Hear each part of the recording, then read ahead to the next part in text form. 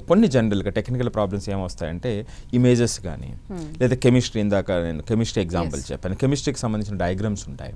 So ఆ డయాగ్రామ్స్కి సంబంధించి తీసుకోకపోవటం, అంటే సరిగా స్కాన్ అవ్వకపోయినా, లేదా ఆ మార్జిన్స్లో ఏదైనా కట్ అయినా, ఆ స్కానింగ్లో ఏదైనా ప్రాబ్లం ఉందేమో అదొక ప్రాపబుల్ మిస్టేక్ అండి. సో ఇది కట్ అయినప్పుడు క్వశ్చన్ నెంబర్స్ ప్రింట్ అవ్వకపోయినా అక్కడ, సో అది దానికి అవార్డ్ చేయలేకపోయారా, సో ఇది ప్రాపబుల్ మిస్టేక్స్. దీనితో పాటు ఈ ఏడాది ఏమిటంటే కొంత పేపర్లో ఏంటంటే కొంత కాంపిటెన్సీ బేస్డ్ క్వశ్చన్స్ పెరగటం, పేపర్స్ యొక్క కాంపిటేటివ్నెస్ పెరగటం, ఇది ఒక రీజన్. కానీ ఆ రీజన్ వల్ల అంటే ఇంత ఎక్కువగా అంటే క్వశ్చన్ రాసేటప్పుడే, అంటే ఎగ్జామినేషన్ కండక్ట్ చేసేటప్పుడే పెద్ద ఇది రావాలి, అది పెద్దది అయినట్లయితే. మరి ఇప్పుడు వచ్చింది అంటే అది పెద్దది కాదు, బట్ అది కూడా ఒక రీజను. ఇక మూడవ రీజన్ ఏమిటంటేనండి, టీచర్స్ అంతా కూడా అంటే వాళ్ళు ఇయర్స్ తరబడి వాళ్ళు ఫిజికల్ పేపర్ ఎవాల్యుయేషన్కి బాగా అలవాటు పడినటువంటి వాళ్ళు, మరి ఆన్ స్క్రీన్ మీద లాంగ్ అవర్స్ ఆన్ స్క్రీన్ మీద చేసేటప్పుడు, లేదా ఆ మ్యాచ్ చేసేటువంటి విధానంలో ఎక్కడైనా ప్రాబ్లం వచ్చిందా, అంటే ఇవి జరగటానికి అవకాశం ఉంది అనేటువంటిది నేను ఆలోచించి చెప్తున్నటువంటి విషయాలు. సో ఇలా కొన్ని కారణాలు ఉండే అవకాశం ఉంది. ఫస్ట్ టైం ఇది చేశారు, కానీ ఇది చాలా ముందు ప్రాక్టికల్గా చేసి ఉంటారు, ఒక్కసారిగా అందరికీ అప్లై చెయ్యరు.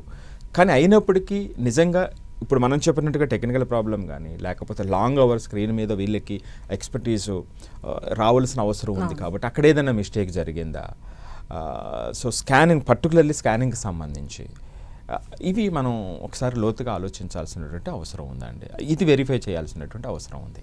అంటే సుబ్బారావు గారు, ఇక్కడ మనం ఆలోచించాల్సింది ఏంటంటే దీనికి పరిష్కారం ఏంటండి? రీచెక్ చేసే ఛాన్సెస్ ఏమైనా ఉన్నాయా? అందుకే సో ఇప్పుడు ఏమిటంటే సో సిబిఎస్ఈ ఖచ్చితంగా రియాక్ట్ అవ్వాలి. బహుశా వాళ్ళు 13th రిజల్ట్ వచ్చింది, సో 14th రిజల్ట్, 15th వీళ్ళు కంపైల్ చేస్తారు ఖచ్చితంగా. అంటే ఇయర్ వైజ్ అనాలిసిస్ చేస్తారు, 2024కి, 2025, 2026కి. వీటి చూస్తే మనకు అర్థమవుతుంది. అంటే కొంతమంది జనరల్గా ఏమిటంటే మార్కులు తక్కువ వచ్చిన వెంటనే బికాజ్ ఆఫ్ వేరియస్ రీజన్స్ వాళ్ళు రియాక్ట్ అవుతూ ఉంటారు.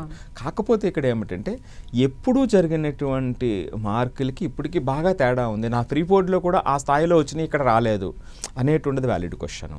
అంతేకాకుండా ఇంకొకటి ఏంటంటే ఆసక్తికర విషయం, కొంతమంది యావరేజ్గా ఉన్నటువంటి పిల్లలు కొన్ని స్కూల్స్లో మంచి మార్కులు కనిపించినాయి వాళ్ళకి అనేటువంటిది, అంటే వాళ్ళు రెస్పాండ్ అవుతూ ఉన్నారు ట్విట్టర్ ద్వారా, డిఫరెంట్ ప్లాట్ఫామ్స్ ద్వారా రెస్పాండ్ అవుతున్నారు.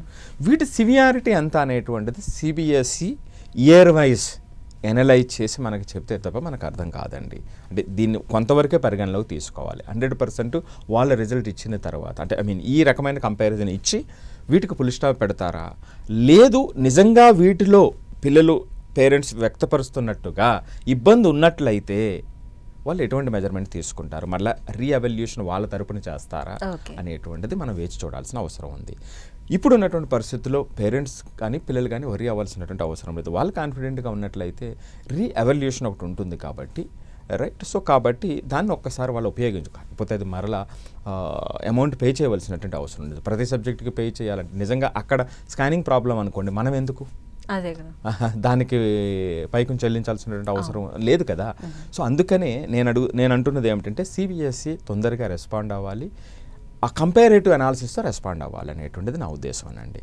సో అదేవిధంగా పేరెంట్స్కి పిల్లలకి కూడా ఏమిటంటే ఒక 2 రోజులు వెయిట్ చేస్తే వాళ్ళు రెస్పాండ్ అయ్యే అవకాశం ఉంటుంది, కంప్లీట్ డీటెయిల్స్ వస్తాయి. లేదు నిజంగా మీరు కాన్ఫిడెంట్గా ఉన్నారు, నిజంగా ఈ తప్పు జరిగింది, ఎప్పుడు ఇన్ని మార్కులు తక్కువ రాలేదు అనేటువంటి వాళ్ళు ఎవరైనా ఉన్నట్లయితే రీఎవాల్యుయేషన్ ఉంది.